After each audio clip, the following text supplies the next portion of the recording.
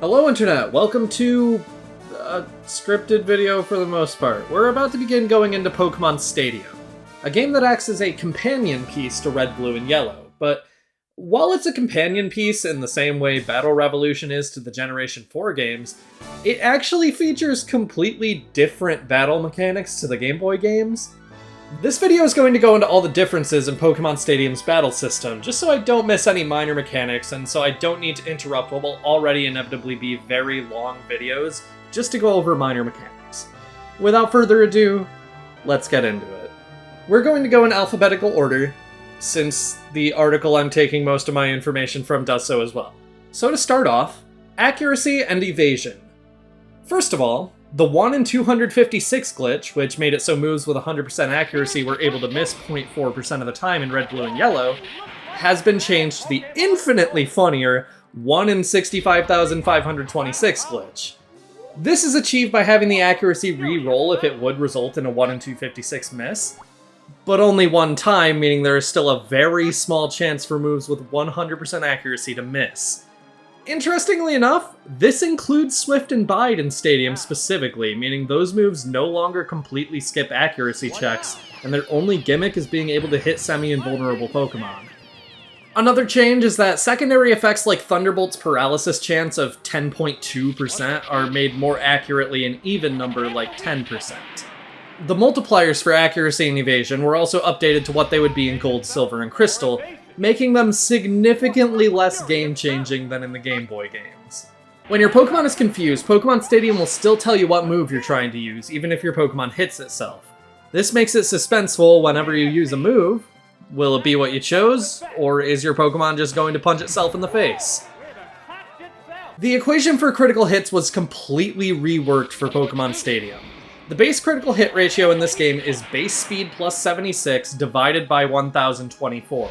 Rounding down and capping out at 99%. This equation means that unlike in the original games, Pokemon with base speeds of 75 or higher get worse critical hit rates, while Pokemon with lower ones get a bit of extra help.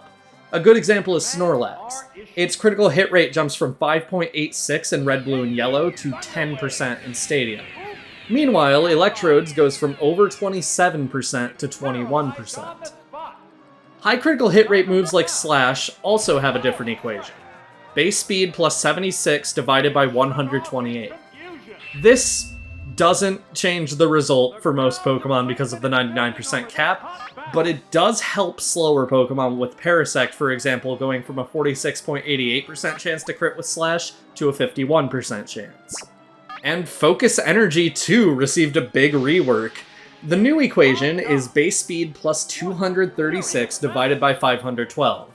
Not only does this actually work, unlike in the Game Boy games, but it's also just really strong.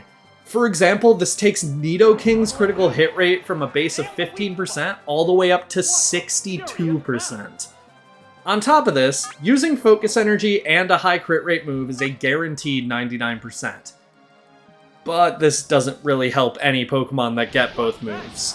Desynchronizing the game with moves like Psywave or messing with link cables is no longer possible due to the absence of link cables. Go figure. What will the trainer do now? Oh, that's a miss. They're both being cautious. Pokemon Stadium will display the maximum and current HP of both Pokemon. This exposes any potential EV and IV combinations and also shows if a Pokemon is in KO range, which can be brutal in competitive multiplayer, but it's not a big deal in single player. Partial trapping. You know it. You hate it. Well, don't worry, it's marginally less annoying in Stadium. If your Pokemon is partial trapped and too slow to be able to escape, you can switch out. This will end the turn instantly, so even if the opponent chose to continue using their partial trapping move, it doesn't matter. If you're faster, you get a guaranteed move to stop them on the next turn. This does make partial trapping moves harder to PP stall, but still, any workaround for it is appreciated when you aren't the one using it. Recoil damage has had a slight change. First of all, if a Pokemon or substitute is destroyed by a move that deals recoil, the attacker will not take recoil damage. This makes Double Edge effectively serve as a light version of Hyper Beam, which was nerfed in Stadium, we'll get to that later. Recoil damage also can't be countered, which Yeah, in Red and Blue you could counter your own recoil or explosion damage. I know I never showed that, but it's not the case anymore in Stadium. Pokemon will no longer remain unfainted if using Self-Destruct or Explosion on a substitute. Again, I know I never showed it, but the opposite is the case in Red, Blue, and Yellow. On top of this, if your final Pokemon uses Explosion and knocks out the opponent's final Pokemon, it will count as a loss for you. This is called the Self-KO clause, and it's present in every format. Speaking of clauses, Stadium also has a sleep clause. Multiple Pokemon cannot be put to sleep on an opponent's team. This means that by using Rest, you can effectively prevent the opponent from being able to put any other Pokemon to sleep. This does not prevent you from using Rest on multiple Pokemon, though. On top of this, Sleep was nerfed. It now lasts only 0 to 3 turns instead of 0 to 6. The stat reapplication glitch no longer exists. This means using Agility won't remove the speed drop from Paralysis, and Swords Dance won't remove the attack drop from being burned. These stat drops are removed by using Haze or Rest, however, along with the statuses themselves. Rollovers that would put stats over 1023, such as Mewtwo's Amnesia if used more than twice, will no longer occur. Boosting moves will fail if they would go over 999, meaning Swords Dance and Amnesia will no longer boost a move by 1 stage in the case that they fail in this scenario. Freeze is still equally as overpowered as usual, but if a Pokemon is thought out, which they won't be, trust me, they will use the move that was picked on the turn when they were frozen. Pokémon Stadium actually has a unique hack check, which allows participation but highlights illegal moves a Pokemon may know in a really hard-to-read purple. This includes moves received through Gold, Silver, and Crystal due to the fact that those games hadn't been released yet. This also applies to moves obtained at lower levels than what's possible, such as a Magmar knowing Flamethrower at level 30. There are some minor things that slip through though. Pikachu knowing Fly won't be flagged despite being a Japan-only event that's impossible to trade into an international copy of Red, Blue, and Yellow. Diglett knowing Acid, which is literally impossible regardless of version or region, also won't be flagged. I hope he can get over his addiction soon. The last major non-move related thing Stadium added is Team Preview, which wouldn't become a regular mechanic outside of the console battle simulator games until Generation 5. It allows you to see all 6 of the Pokemon your opponent has access to for any given battle, allowing you to strategize a bit when picking your team for a battle, especially when most game modes in Stadium single player are bring 6, pick 3, meaning you bring 6 Pokemon and only pick 3 for every battle.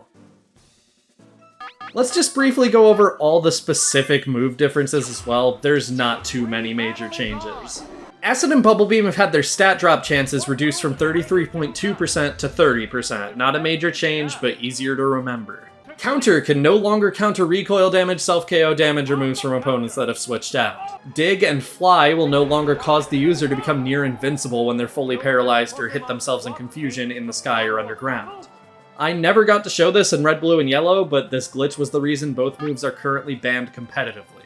Haze now cures the user's and opponent's status conditions, making it effectively act like the move Refresh in future generations, except less useful if you have a status condition on your opponent. It also removes related stat drops and resets the toxic counter. Hyper Beam needs to recharge upon use regardless of whether it knocks out. This makes it a significantly less useful option on most Pokemon. Mimic no longer copies moves maximum PP. Psywave will always deal a minimum of 1 HP of damage. Recover and Soft Boiled will no longer fail if the user has a specific amount of remaining HP. This was a niche glitch in the first place, but it's good to know that it's fixed. Rest doesn't count under the sleep clause, but it does reset the toxic counter now. Substitute blocks status moves now. It also blocks draining moves like Mega Drain or Leech Life, which matches the way it worked in the original Japanese releases of the Game Boy games. Struggle affects ghost types now! It's crazy that it didn't in the first place!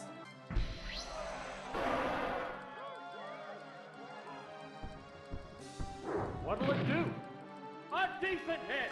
I did all that for 9 damage! Will this Pokemon swap change the flow of battle? For 9 damage on Pokemon!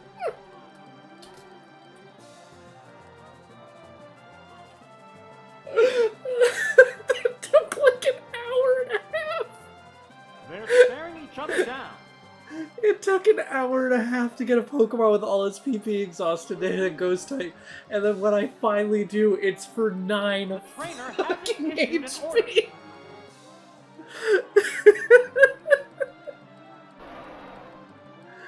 Whatever, I'm so glad to be done getting footage of this. I'm so glad. There we go. Overall, it was a draw. Awesome. No, technically Magikarp did more damage than that. Gengar didn't actually hit Magikarp, and Magikarp hit Gengar. And lastly, Ditto can no longer use Transform on Ditto. But Mew can use Transform on Mew, so if you use two Mews against each other that both know Transform, you can still have an infinite battle in that way. For more detailed information, I'll leave a link in the description to Plague Von Karma's write-up about Pokémon Stadium's mechanics and meta. It's where I learned most of this information. If you sticked around for this video of me just spewing numbers for the most part, thanks. Next time on Pokemon Generation 1, we're going to be beginning Pokemon Stadium's Gym Leader Castle mode. See you guys then.